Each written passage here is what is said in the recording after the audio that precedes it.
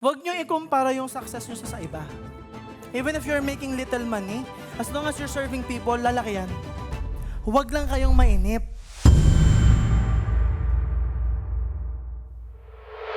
Okay, number 3. This is massive accountability. This is really important because later again, we will talk about business, especially if you ask me business questions. So the questions, the answers you will get will be based on the questions. Next. Don't blame other people. Alright? It's just accountability. Again, who among you here are leaders?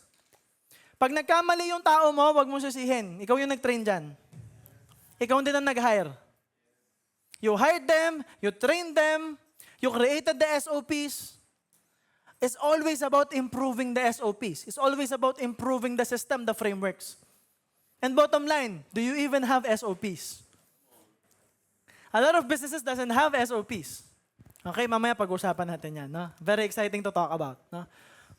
How do you hire? Pag mag-i-interview, can I see the system? It's like, system? Hiring? Yeah, there's a hiring system, recruitment system, onboarding system. There's a system for everything in the business. Kaya hindi na-i-scale yung business kasi walang sistema. Walang proseso.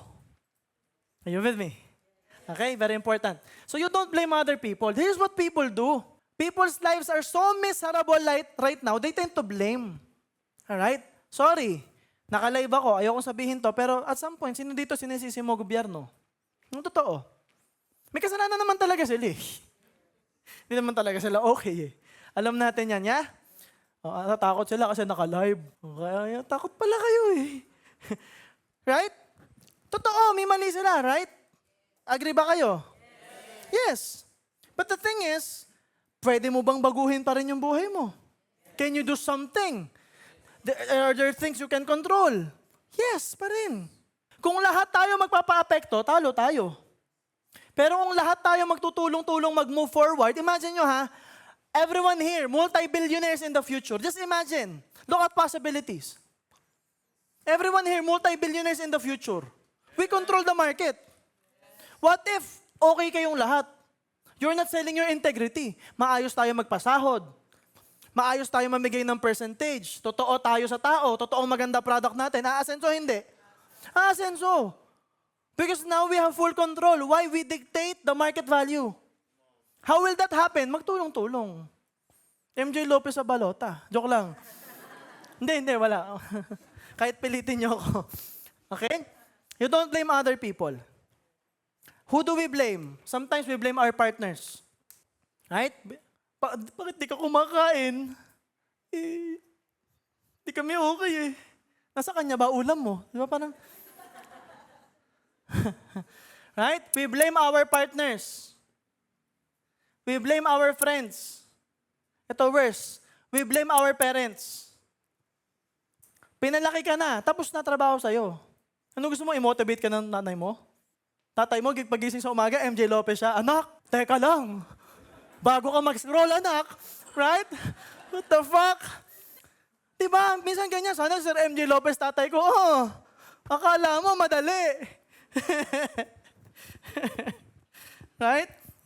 Magsusuntukan tayo araw-araw, ako tatay mo. Tara, sparring, suot mo yung gloves. Partners, friends, parents. We blame the environment. We blame the economy. We blame the market. Guess what? You won't become successful if you blame people. How do you become successful? Simple. Instead of blaming people, you serve people. There's value in service, guys. Lalo ngayon. People right now doesn't have integrity. People are selling their integrity. Guys, I'm here to tell you. Alam ko naka-live ako, pero there are influencers selling their integrity.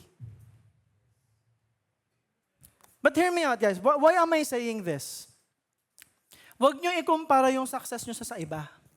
Even if you're making little money, as long as you're serving people, lalaki yan. Huwag lang kayong mainip.